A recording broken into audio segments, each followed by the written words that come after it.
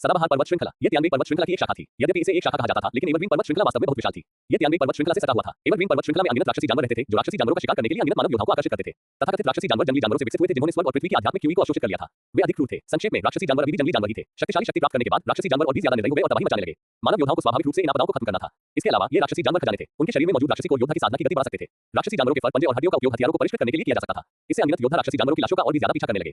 इससे राक्षसी जानवरों का शिकार करने में उनकी रुचि और भी बढ़ गई। यह एवरग्रीन पर्वत श्रृंखला है। किंगी ने ऊपर देखा। उसके सामने का जंगल काफी हरा भरा था। यह एक खूबसूरत जगह थी। उसे इसमें जरा भी खतरा नजर नहीं आ रहा था। हाँ, युवा मास्टर बाइया, जो किंगी के पीछे चल रही थी, ने सकारात्मक स्वर में कहा, अच्छा तो चलो इन तथाकथित राक्षसी जानवरों से मिलते हैं। ऐसा कहकर किंगी एवरग्रीन पर्वत श्रृंखला की गहराई में चला गया।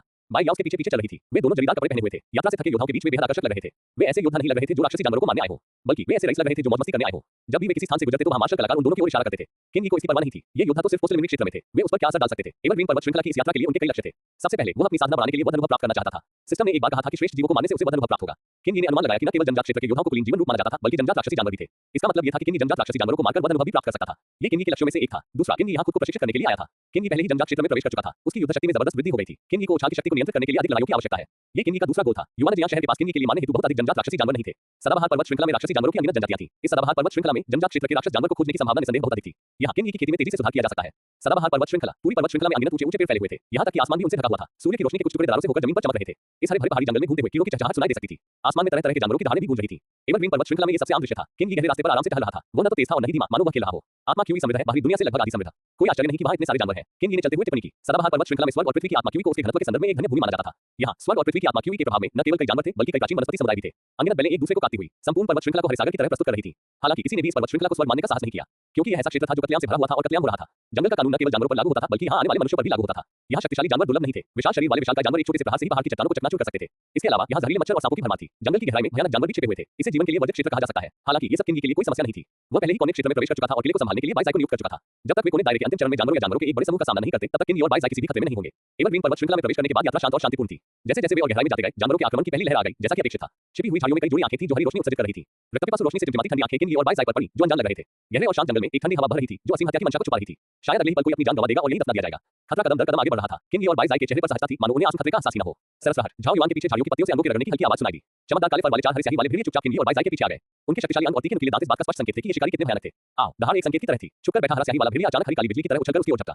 उसके मुंह की बदबू से हवा भर गई। ठंडी हवा चली। जंगल में हरे स्याही भेड़ियों का एक समूह शिकार का पीछा कर रहा था। चार हरे स्याही भेड़िए किंगी और उसके साथी को घेरे हुए थे। जैसे ही दोनों पक्ष संपर्क में आने वाले थे, किंगी को कुछ महसूस हुआ और उसने आगे की ओर देखा। हरे स्याही वाले भेड़िए की हरी पुतलियों में एक मुस्कुराता हुआ चेहरा प्रतिबिंबित हो रहा था। फिर इससे पहले कि ग्रीन इम्पल्स प्रतिक्रिया कर पाता, सच्ची क्यूई में लिपटी एक विशाल मुट्ठी धीरे धीरे हरी स्याही वाले भेड़िए की आंखों में बड़ी हो गई। टकराना, हड्डियों के टूटने की कर्कश आवाज के साथ ग्रीन इम्पल्स का सिर किंगी की मुट्ठी से कुचल दिया गया। तांबे का सिर, लोहे की हड्डियां, टोफू कमर, हरे स्याही वाले भेड़िए की सबसे कठोर खोपड़ी किंगी की मुट्ठी के सामने कागज की तरह थी। खून की तेज गंध फैल गई और ग्रीन इम्पल्स की क्रूरता भड़क उठी। आओ, अपने साथी की मौत से ग्रीन इम्पल्स पीछे नहीं हटा, बल्कि इससे वह और भी निडर हो गया। हरे स्याही वाले भेड़ियों में से एक ने अपना सिर उठाया और दहाड़ा। इससे बाकी दो हरे स्याही वाले भेड़ियों ने किंगी को फिर से घेर लिया। हम जानवर तो जानवर ही रहेंगे, उन्हें नहीं पता कि हालात का जायजा कैसे लिया जाए। हरा स्याही वाला भेड़िया पीछे नहीं हटा, बल्कि आगे बढ़ा। किंगी खुद को रोक नहीं सका और ठंडी सांस ली। यद्यपि राक्षसी जानवर शारीरिक रूप से मानव मार्शल कलाकारों से अधिक शक्तिशाली थे, लेकिन उनका आवामंडल मानव मार्शल कलाकारों से कहीं अधिक शक्तिशाली था। उसकी रक्तपिपासु आंखें अक्सर किसी कमजोर दिमाग वाले मार्शल कलाकार को भयभीत कर देती थी। इस वजह से अक्सर ऐसे मार्शल कलाकार होते थे जो राक्षसी जानवरों की आभा से भयभीत हो जाते थे और उनके द्वारा मारे जाते थे। हालांकि ग्रीन इम्पल्स और किंगी के बीच का अंतर बहुत बड़ा था। इसके अलावा सपने के बपतिस्मा के बाद किंगी का आभा के प्रति प्रतिरोध सामान्य लोगों की तुलना में कहीं अधिक मजबूत था। यहाँ तक कि एक राक्षसी जानवर की आभा भी किंगी को प्रभावित नहीं कर सकी। बस तलवार की आवाज के साथ उसकी कमर में बंधी तलवार म्यान से बाहर आ गई। लंबी तलवार आकाश में उड़ गई और एक इत्मीनान से तलवार क्यों चमक गई और गायब हो गई। तुरंत ही चीखना बंद हो गया। खून आसमान में फैल गया। इसके तुरंत बाद किंगी ने अपने बाएं पैर को थपथपाया और उसे धुरी की तरह इस्तेमाल किया। उसने अपनी कमर से ताकत लगाई और अपने दाहिने पैर को स्टील के चाबुक की तरह घुमाया और दाहिनी ओर पवन भेड़िए की कमर पर बेरहमी से वार किया। टकराना, किंगी के पैर से एक मजबूत बल आया। अगले ही क्षण एक हरा स्याही वाला भेड़िया हवा में उड़ गया और अपने बगल में खड़े हरे स्याही वाले भेड़िए से टकरा गया। मजबूत बल ने रुककर दोनों ग्रीन भेड़ियों को सीधे पेड़ में धकेल दिया। भयानक शक्ति ग्रीन इम्पल्स के पिछले जीवन से होकर गुजरी। दो ग्रीन भेड़िए तुरंत ही चकनाचूर हो गए। किंगी की शक्ति बहुत महान है। मिस, जल्दी से चले जाइए, मैं उन्हें यही रोक लूंगा। खाली पहाड़ी जंगल में एक बुरे आदमी की आवाज गूंजी। आवाज विशेष रूप से जरूरी लग रही थी क्योंकि वह उत्सुकता से उसे आगाह कर रही थी। जंगल में एक छोटे से रास्ते पर दो व्यक्ति, एक बूढ़ा और एक जवान, अपनी जान बचाने के लिए भाग रहे थे। उनमें से एक पवित्र और सुंदर युवती थी, जबकि दूसरी 60 वर्ष की आयु का एक हरा वस्त्र पहने बूढ़ा व्यक्ति था। हरे वस्त्र पहने बूढ़ा आदमी वही था जिसने पहले बात की थी। हरे वस्त्र पहने बूढ़ा आदमी खूबसूरत जवान लड़की को उत्सुकता से देख रहा था। हालांकि इससे पहले कि वह खूबसूरत युवती कुछ प्रतिक्रिया दे पाती, पीछा करने वाले लोग पहले ही वहां पहुंच चुके थे। हाँ, तुम अभी भी दौड़ना चाहते हो। कई आकृतियां उनके पीछे दौड़ी। वे सभी हल्के नीले रंग के वस्त्र पहने हुए थे। उनके माथे थोड़े उठे हुए थे, उनकी आंखें तीखी थी और उनकी सांसें लंबी थी।